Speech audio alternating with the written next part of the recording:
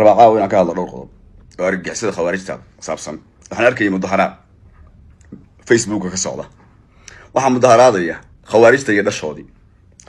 iyo dhashoodii oo kuwa gudaha ku jira ee isqariya waxaa fadwooday maanta nin sheekh sheegta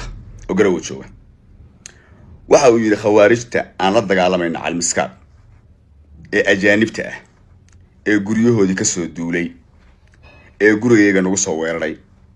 ee bisha rabadaan la dagaalamaya ee dhiigayaga banaystay ee maalkayaga banaystay ee maxaastayada banaystay ee dhulkayaga banaystay ee duulimaadka oo bisha rabadaan dhiigayaga daadinaya wuxuu yiri gaala ma haddaad dishaana dambiilayaal baati halka u fiirso wuxuu yiri gaala ma haddaad dishaana dambiilayaal baati oo haddaana dilin maxaa sameeyaa waa gacmaha taago kabtan ayub waan usoo noqon doonaa dagaal xun ayaa social mediaha ka dhex taagan dadka reer Puntland oo waliba waxa ku soo biiray dagaalka social mediaha xildhibaano siyaasiyiin mas'uuliyiin kala duwan culimadiin ayaa dagaalka ku soo biiray dhalinyarada iyo dadka shacabkaana warkood badaa dagaalka wuxuu ka dhashay hadalkii uu yiri Sheekh Maxamuud Xaaji kooxda Daesh gaalo ma aha munaafiqiinna ma aha dhiigoodana ma banaano iyo hantidooda iyo dagaal waxa weeye ma banaano uu yiri walow sheekhu dagaalka Puntland uu horay u taageeray haddana hadalkaas ujeedo ayuu ka lahaa laakiin hadal aad iyo aad looga cadhooday buu ahaa kadib markuu inta sheekhu yiri kabtan ayub ayaa soo jawaabay oo qoraal yar soo qoray wuxuu yiri waxaan ugu baaqayaa ciidamada Puntland inay qaniimada buuraha ay ka wadaan intaan la soo afjarinba kuwa gudaha ee sheekhan uu ka mid yahay in lagu yaaco oo la qanimaysto ayuu ugu baaqay arintaas reer Puntland dagaal adag bay ka galeen xildhibaano siyaasiyiin mas'uuliin waaweyn ayaa arintaas soo qabsaday dabada kabtan ayubkuna waa nin saameyn badan oo balaaye ah oo libaax dhalay weeye runta ilaa ninka waxa weeye waa loo qiraa ninka rageedka waa la qiraay waa nin balaaye ka dhacday weeye hatta sheekh maxamed sheekh abdi xirsi ee social media ayaa ka soo hadlay oo soo jawaabay culimo waaweyn oo kale ayaa ka hadashay siyaasiyiintii ka hadashay iyo culimada dhamaantood mid baan u dul istaagi doonaa dagaalkii ugu xumaabay reer Puntland xagga social media dhowr iyo 10 saac la soo dhaafay yay ku jiraan baasha waa la kala saftay walow shacabka marka laga fiiriyo commentiyada iyo dadku waxay soo qoriyaan wadaadka lagu dhagayay oo la leeyahay ninkaas umadaha laga qabto dagaalka reer Puntland culimo iyo caamaba way ka mideysnaayeen sheekhu horay buu u taageeray dagaalkaas oo waliba ciidamada uu fidiyoodo wuxuu yiri son baa lagu lahaa buu yiri waa furi karaa buu yiri haddana ma aqaano meel wax iska bedeleen hadalkiisa waan dul istaagaynaa falcelinta ka dhalatayna iyadana waa soo qaadan doonaa muuqaalka like saara fogeeya meel dheer ka tuura aynu ku bilownay qoraalkii yaraa ee kabtan ayub uu aragtidiisa kaga cabiray sheekhii yiri Sheekh Maxamuud Xaaji weeye yiri kooxda argagixisada Daesh gaalo ma aha munaafiqiinna ma aha dhiigoodana ma banaano laytoodana ma banaano yiri laytoodu ma banaano macnaha kuwa dagaalka ku dhinta mooyeen kuwa la qabto lama diri karo yiri oo kuwa waxa weeye dhaawaca lama dhaawac tiri karo yiri oo kuwa wuxuu yiri haweenkooda iyo caruurtooda lama qanimayso oo maalkoodu inay ma banaano buu yiri xogaa marka hal la dagaalamo oo dagaal hal la galo yaana la dilin arinta isma qabanayso nin qori ololaya wata oo wali bambaana gacanta ku wata kugu qarxi raba anu si loo daayo garan maayo laakiin sheekhu hal la daayo yiri arintaas marka kabtan ayub baa qoraal yar ka soo dhigo wuxuu yiri ciidamada waxaan farayaa geesiyaasha mujaahidiinta ee Puntland inay wuxuu yiri ay qaniimaystaan buu ninkaas hantidiisa reerkiisa way u banaatay buu baasha uu si fogeeyay isaga oo sheekhu ku fogeeyay ninka qawaarika umada laga qabta buu inta markii uu yiri media la soo wada fariistay dagaal culus ayaa media laga galay isaguna waa istifaacay oo bahla muuqaal ah ayuu xalayto page-kiisa Facebook raaxada uga qaaday laakiin ragii isaga soo qaadan mayne ragii waxaan soo qaadanaynaa waa weynaaye arinta ka falceliyay ninkan aad u jeedaan si fiican u eega waxa la yiraahdaa siyaasi Cali Xaaji Warsame wuxuu yiri oo qoraal uu soo qoray dawladda Puntland waxaan ugu baaqayaa war degdeg ah inay ka soo saarta buu yidhi wiilkan waalan ciidankana ha laga saara buu yidhi waa kow ninkan isagana waa xildhibaan mire ninka sheekha af xumada kula kacay ee qaaqlaha ah waa in dowladdu ay afka qabato buu yidhi isagana waa ragga waaweyn ah kabtan ayuub baa loo soo fadhiisto ninka saamayn badan warrinku waa nin libaaxaba ninkan isagana waa xildhibaan cusmaan xoosh sidii askarigii looga hor yimid waa askarigii wiilka yar garaacay kuwa culimada u gafayana uga hor imaada buu yidhi oo qoraal qora oo macnaha ka hor imaada ninkan isagana baasha qaba koofiyadda qaba waa sheekh fu'aad aflow wey wallaahi sheekha saxar dushiisa saaran kama qaadi kartaan ee cagaha dhulka dhiga isagu waa goodin waa sheekh aflow sheekh fu'aad aflow wey ninka sidaa u goodinayay okay ninkan aada u jeedaan isagana qormada kabtan ayuub buu yidhi waa horta waxa weeye waa yaasiin jaamac cumar weeye waa xildhibaan golaha wakiilada ee puntland buu ka mid yahay waxaan sheekha iyo culimada wuxuu yidhi horta waxaan sheekha iyo culimada siinayaa buu raaligelin baan ka bixinaya lakin wuxuu yidhi qormada kabtan ayuub cabdirasaaq waa qormo xadgudub weyn iyo aflagaado ku ah buu yidhi sheekh maxamuud xaaji yuusuf culimada inta xumada leh shacabka iyo dowladda puntland ayaa og inta xumaanta leh soo soco marka baasha weli islama gaar hadaalina ninkan aada u jeedaan isagana waa doctor maxamed cali faarax buu yidhi sheekh maxamuud buu yidhi sharafkiisa ayuu ku xadgudbay buu yidhi ayuub waa in sharciga lala tiigsadaa buu yidhi soo soco ninkan haddana isagana si fiican u fiiri waa guddoomiyaha puntland guddoomiyaha wuxuu yidhi guddoomiyaha bunsa cabdiraxmaan marna indhaha lagama laaban kara buu yidhi in heerkaas loo aflagaadeeyo caalimka weyn buu yidhi ninkan waa professor maxamuud haroori isagana qof caqli iyo cilmi aan midna lahayn in sheekha xurmadiisa u gafo waa mid aan la aqbali karin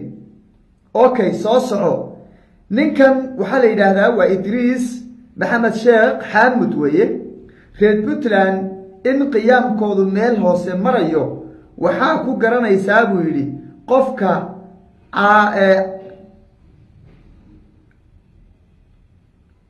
qofka caawin laga doonaya buu yidhi waa ahaan qof mudan in wuxuu yidhi waa qof wuxuu yidhi aad u lita buu yidhi dadka waxa weeye ay ummadii o dhan isku soo xiratay wuxuu yidhi wax laga sugayo caqli laga sugayo waa qofkaas aadka u lita buu si kastaba qofka inuu saameyn leeyahay waxaa laga qiimeeyaa bulshada dhexdeeda qof walbana saameyntuu yeeshuu waxtarkeeda u leeyahay kabtan ayuub hadalka uu soo qoray waa hadal xorriyatul qowl ah xorriyadda iyo sidoo kaleeto dastuurka puntland baa qoraya sida sheekhu intuu soo istaagay uu ugu dhiiraday inuu yidhaahdo dhiigooda iyo la dagaalankooda iyo layntooda ma banaana daacish ayuu isagana xaq ugu leeyahay inuu yidhaahdo khawaarijta iyo khawaarij la shaqaysatada dhiigooda iyo maalkooda in la qanimaysto ayaa bannaan xaqada markaan ka hadalla wey waa nin sheikha waa nin culimo ah waa nin weyn waxa saxda bulshada ku ah ee waxtarka u leh iyo waxaan waxtarka u lahayn wuu garanayaa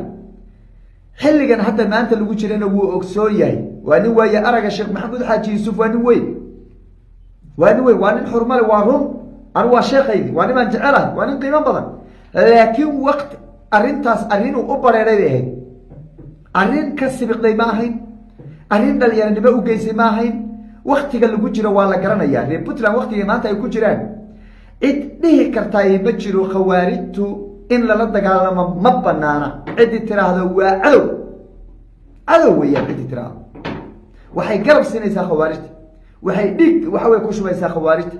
وحوي dad badan oo makasa yay u sababaysaa inay raacaan marka ninka intuu soo istaaga weyna masaajid ka soo istaaga yiraahda yiri waxa weeye khawaarijta dhigeeda ma banaano adeer waxba ma dhaamo ajaanibtaas argagixisada lagu la dagaalamayo buuraha calbiskaada ee gobolka bari ha ma dhaamo arwada sheekha ha wax la yeelo malihi laakiin hadalkaas gaf buu ku yahay bulshada reer Puntland ee dagaalka ku jirta gaf buu ku yahay midnimadooda iyo wadajirkooda gaf buu ku yahay dagaalka xaqa ee ay deegaanadooda ku xoreysanayaan haddii marka gaf laga dhigayo hadalka uu kabtan ayub yidhi oo rag waaweyn ay banaankaas u soo fadhiisteen annagana banaanka waxaan u fadhiyaa oo leehay sheekha hadalkiisu gaf buu ahaa labada gafaa la isku fiiriya midka weyn marka maanta Puntland uma baahna hadal kala qaybin kara uma baahna hadal argagixisada garab siin kara uma baahna hadal argagixisada dhiirigelin u ah uma baahna raggaa soo wada fadhiisteen aan waxaan aaminsanahay inay ahaayeen raggii mashaariicda iyo dhiilasha ku haystay kooxdan argagixisada ee gawaarida u soo gadayay ee raashinka u soo gadayay ee hubka u soo gadayay ee daroogada u soo gadayay ee daawooyinka u soo gadayay ee waxay u baahdaan u soo gadayay inay yihiin baan u aaminsanahay oo dhiilashii ay ka soo xidhmeen si ay u hadlaana garan la'aa haddana sheekhu markuu wada yar u furay qaylo ayay isa soo daba dhigteen anigu taasaan aaminsanay kansataagaantaasaan aaminsanay dowladda waxaan leeyahay baaritaan ha samayso sida ugu dhaqsiyaa badan kabtan ayub adeerkii weeye ninkaas waa ninkii dada ugu dhawaa weeye dhibaato male intuu u tagu dhihi adeero raallihow laakiin hadalka bulshada reer Puntland aan raaligelin xataa aysan u qalmin waxaa weeye argagixisada lama layn karo gaalo maaha munaafiqiin maaha in la dilo ma banaano haye waayahay ninkan bambaanada gacanta ku wata ee inuu kugu qarxa raba ee meel la kugu dhaafay ee inuu ku dilo raba ee adiga aaminsan inuu janno kugu gelayo sideed ku qabani haddaad dilin war bal sheega ilmaha riyaalo idinkay daawanaya ninka adiga ku dili raba haddaadan adigu iska hor dilin oo adigu aadan iska qabanin sideed iskaga celineysaan ninkan dhaawaca ee jiifa wuxuu rabaa inuu isqarxiyo intuu bambaanooyin isku xidhay yuu rabaa markii loo imaado oo askartu isku soo tuurto inuu isku qarxiyo rabaa mid ka fayo wuxuu rabaa inuu isaga oo nool intuu ku soo galo isku kaa qarxiyo midka gaadhiga wada wuxuu rabaa inuu ciidanka halaagiyo shacabka halaago oo isku qarxiyo sidee lagu dayn karaa marka sidee lagu badbaadini dhiigooda ma bannaan u dhahay sidee lagu badbaadin waaye ma kaydaa u bannaan aniga kaydaa u bannaan miya inaan isdaayo oo la dilaa bannaan micnaheedu waa sidaa marka anigu ninku dilaya sida loo daayo garan mahayo nin la ku dilay rabaa sida loo daayo garan mahayo sheekha waa in la soo weydiiyo loo tago la yidhaahdo sidee ku daynaa oo anaguna kaga nabad galnaa waa yahay bal waxaa la soo weydiiyo oo weliba warbaahinta gudaha ee Puntland waxaan jeclaan lahaa dhalinyarada active-ka ee wariyaasha bal sheekha inta u tagaan su-aasha ha la soo weydiiyo sida dadka la iskaga ilaalin kara ha la soo weydiiyo si kastaba arrintaas waxaan leeyahay reer Puntland oo kala qaybsanaan bay inii keentay sheekhana warkiisu war saxan ma ahayn kabtan ayuubna dee sheekha uu ka falceliyo way la xumaatay in sheekhiisii dhannaa intuu soo istaago uu yidhaahdo dadka argagixisada yaan la laynin ayaa xoogaa kii kale ku noqotay arrintu waa sidaas argagixisadu in la laayo la iska celiyo lala dagaalamo dhiigooda maalkooda waa bannaan yahay